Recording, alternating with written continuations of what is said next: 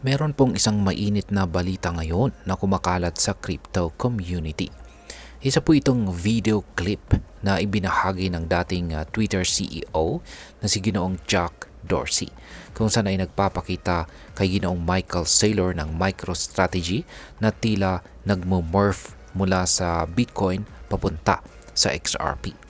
Pero teka, ano nga ba ang ibig sabihin nito?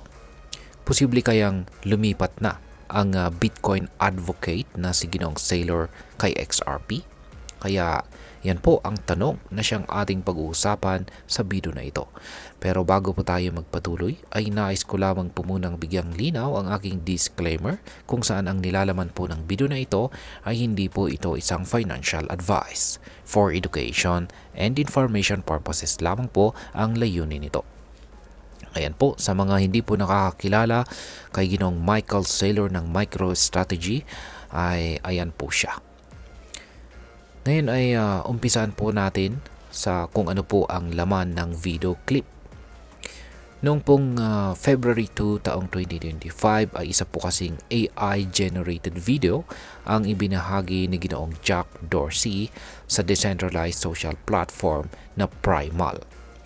Yan. Sa unang bahagi po ng clip ay makikita po si Ginoong Michael Saylor na napapalibutan ng Bitcoin theme visuals. Ngunit sa isang mabilis na eksena, nag-transform siya sa isang XRP coin. Dahil dito ay nagkaroon po ng iba't ibang haka-haka sa crypto community. May mga nagsasabing ito ay patunay na posibleng lumipat na si Ginoong Saylor mula Bitcoin papunta kay XRP. Ngayon ay bakit naman po mahalaga ang post na ito ni Ginoong Jack Dorsey? Yan, kilalang Bitcoin maximalist itong si Ginoong Jack Dorsey at madalas niyang ipinapahayag na ito ang native currency ng internet. Wala po siyang naging pahayag na pabor sa ibang cryptocurrencies tulad po ni Ethereum o XRP. Sa katunayan ay critical din siya sa mga altcoins dahil sa paniniwalang kontrolado ang mga ito ng centralized entities. Ang post niya, ang kanyang pag-post ng ganitong klaseng video ay nagdulot po ng malaking ingay sa crypto community. Lalo na't walang malinaw na paliwanag mula sa kanya kung ano ang kanyang intensyon dito. Yan po yung clip. Ngayon po ay ano naman ang naging reaksyon ng XRP community. Ayan, si Mr. Intuitive. Yan, Intuitive. Isa pong kilalang personalidad sa XRP community.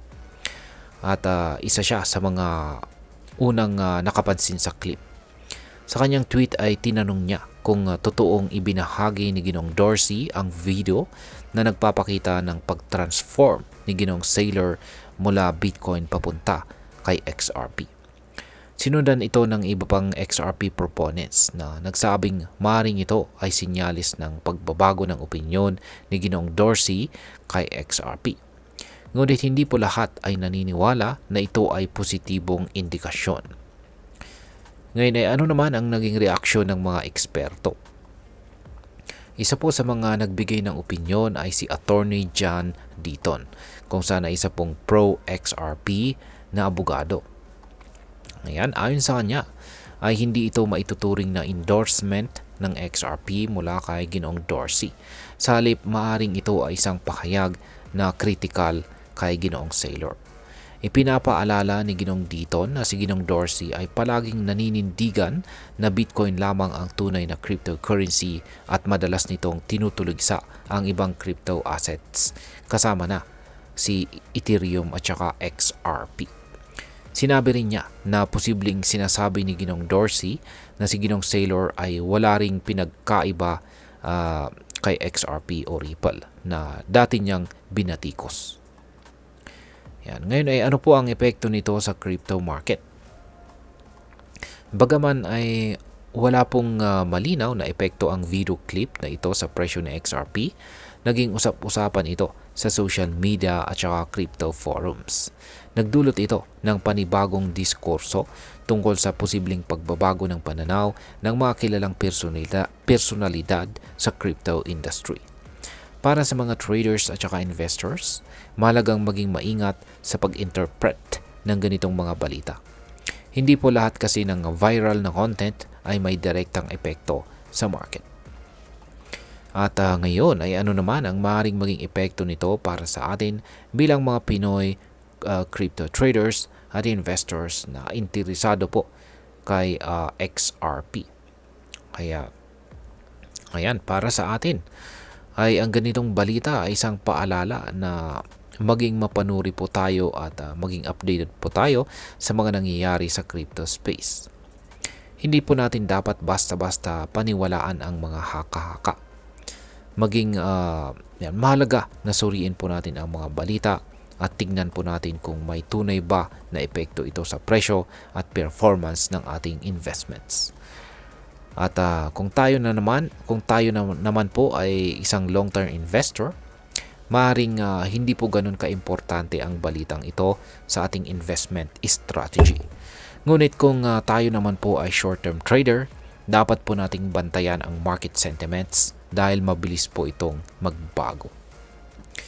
Yan, bilang panghuli ay ano naman ang aking masasabi tungkol dito.